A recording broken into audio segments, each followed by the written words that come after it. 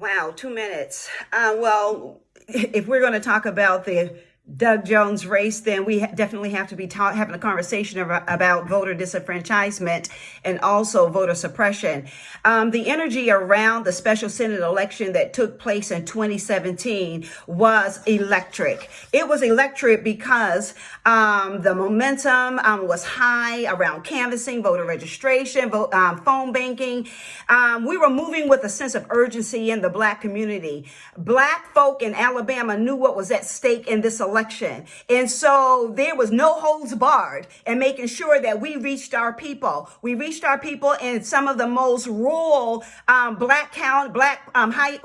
with the highest Black population. And we did the hard work. It was sleeves rolled up, boots on the ground. It was a sense of urgency that was spiritual. It was a sense of urgency that really spoke of how can we flip this seat? Because what we knew is that we could not have lose that seat. And so it was because of the 93% Black men and the 98% Black women who propelled Senator Doug Jones into a victory lap. By 1.7%, but it was a win, and we reached the national front because it was unprecedented for that seat to turn blue.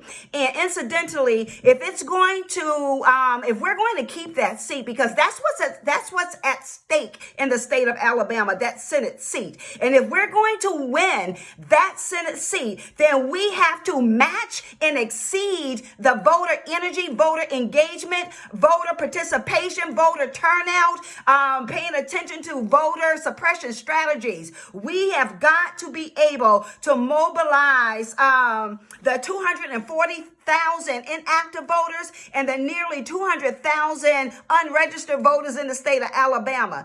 It is because of the whole, I just have to say, with the Alabama 1901 Constitution, it is intentional to remove voting agency from Black people.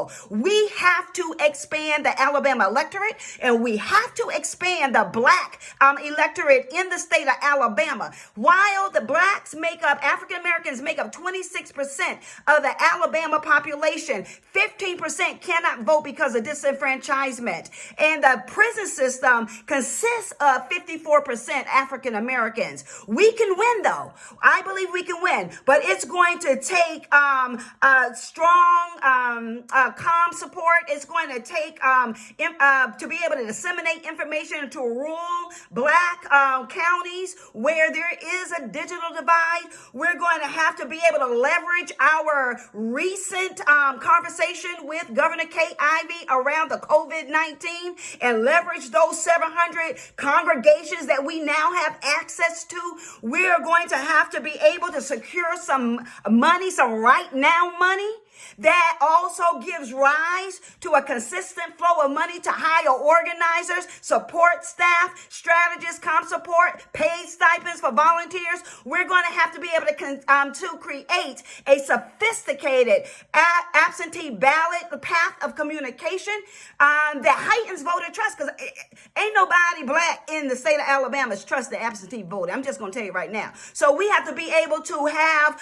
some advertising dollars so that we can disseminate the right information, so that we can reach high listening audiences in the Black community. We have to run a campaign that focuses on re-enfranchisement of African Americans, many of whom have not even lost their voting rights, but think that they have. Those who have gotten their voting rights restored and don't know that they have. So in order for us to build energy around this election, we have to be intentional about energizing the Black voter base in the state of Alabama. And there lies the hope of winning. We can win.